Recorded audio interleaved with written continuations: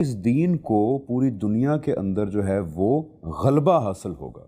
तो गलबा हासिल होने का तो मतलब यही नहीं है कि बाकी दीन जो हैं वो सारे के सारे एलिमिनेट हो जाएंगे और हमारे दीन को गलबा हासिल होगा पूरी दुनिया में और हमारा दीन जो है नाफिज हो जाएगा पूरी दुनिया के अंदर। इसके लिए भी जो है कुरान की आयत प्रेजेंट की जाती है जिसको कहते हैं जी गलबा ए दीन की आयत, जो है चैप्टर नंबर 61 वर्स नंबर 9।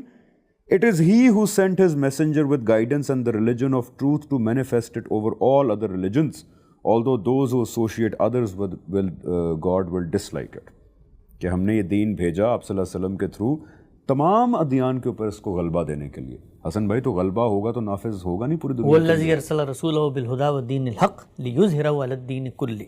अब जब आपने ये आयत पढ़ी तो वो जो पहली बात हमने समझी थी ये उसकी दलील है कि अब आपको फरीज़ा इक़ामत दीन का लफ्ज़ कहने के बाद अगर सब कुछ फ़र्ज़ हो गया था दीन को नाफिज करना, तो फिर अगला हुक्म पढ़ने की कोई ज़रूरत नहीं थी।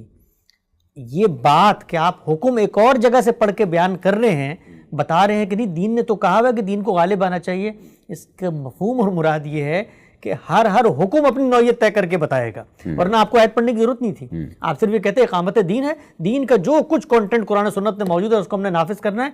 वहां तो कोई तखसीस नहीं की गई आयत में। आयत में ये नहीं कहा गया कि वो चीजें नाफिज करो जो नाफिज करने वाली हैं और वो चीजें, वहां तो सिर्फ कहा गया अगर आपका तर्जुमा इख्तियार कर लिया जाए।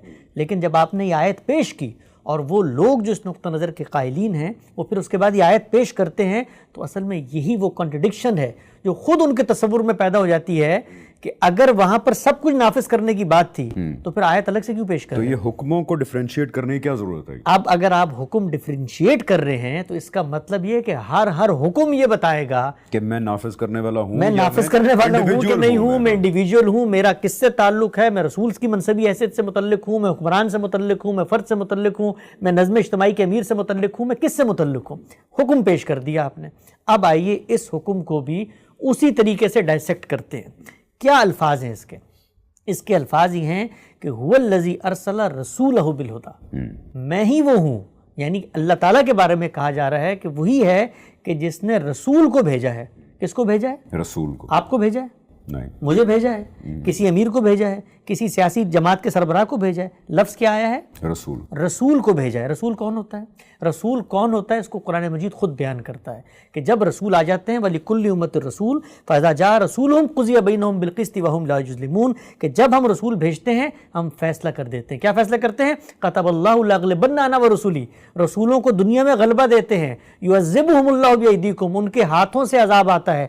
कुफ़ार को कहा गया है कि सबके साथ ये हुआ, और फिर कहा अकुफ़ारुकुम खैरुम मिन उलाइकुम अम लकुम बरातुम फिज़ ज़ुबर, ओ भाई तुम उनसे कोई बेहतर हो पिछले वालों से, तुम्हारे साथ भी यही होगा। और फिर फरमाया वमा कुन्ना मुअज़्ज़िबीन हत्ता नबअसा रसूला, रसूल आ जाता है तब तक हम अजाब नहीं देते, रसूल के आने के बाद ही हम अजाब देते हैं। तो रसूल की ये मनसबी हैसियत है, रसूल की ये जिम्मेदारी है कि वो अल्लाह की निशानी, अल्लाह की आयत। देखिए अल्लाह का दीन नाम किस चीज़ का है?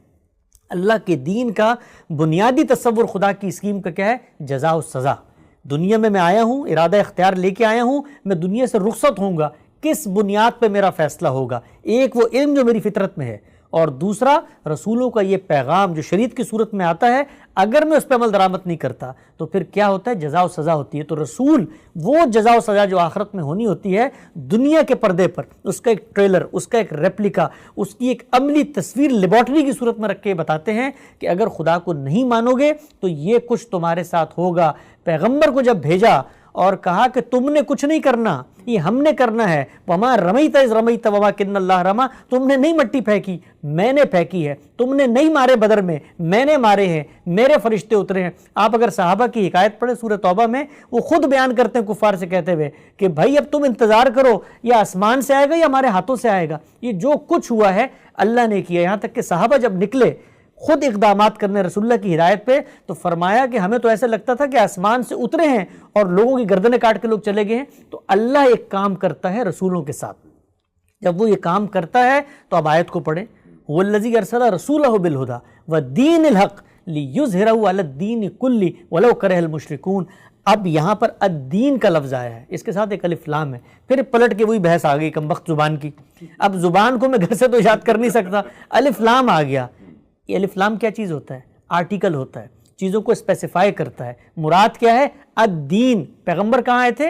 जजीरा नुमा अरब में, तो अब जजीरा नुमा अरब के अंदर जो जो अदियान हैं उन सब पर ये गालिब आएगा, इन अदियान पे जो जजीरा नुमा अरब के। इसीलिए रसूलुल्लाह सल्लल्लाहु अलैहि वसल्लम दूसरे का फरमाया, इन तमाम अदियान पे इनको गलबा दूंगा, इन तमाम अदियान पे। कहां पर? जो जजीरा नुमा अरब के अंदर हैं। इसीलिए आप सल्लल्लाहु अलैहि वसल्लम ने फरमाया कि ला तज्तमिउ फी जजीरतिल अरबी दीनान, इस जजीरा अरब के अंदर दो दीन जमा नहीं हो सकते। तो अब आगे क्या फरमाया? वलाउ करेहल मुशरिकून। ये अल मुशरिकून से क्या मुराद है?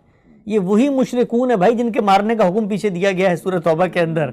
बताया गया है फ़क़्तुलुल मुशरिकीन हैसु वजदतुमूहु खुज़ूहु वहसुरूहु वक़ुदू लहुम कुल्ल मरसद। ये नहीं बचेंगे। क्यों नहीं बचेंगे? इसलिए कि रसूल की मौजूदगी में इत्माम हुज्जत के बाद इनकार कर रहे हैं। जो अज़ाब इनको आखिरत में मिलना था दुनिया में मिलेगा। तो ये जो आयत पेश की जाती है, इस पूरी बहस के ज़िमन में इस आयत को आउट ऑफ कॉन्टेक्स्ट पेश किया जाता है। इस आयत का हरगिज़ ये मतलब नहीं है कि हम दुनिया में निकलेंगे। अगर हमने दुनिया में निकल के काम करना है तो पहले आयत से रसूल का लफ्ज़ हटाइए।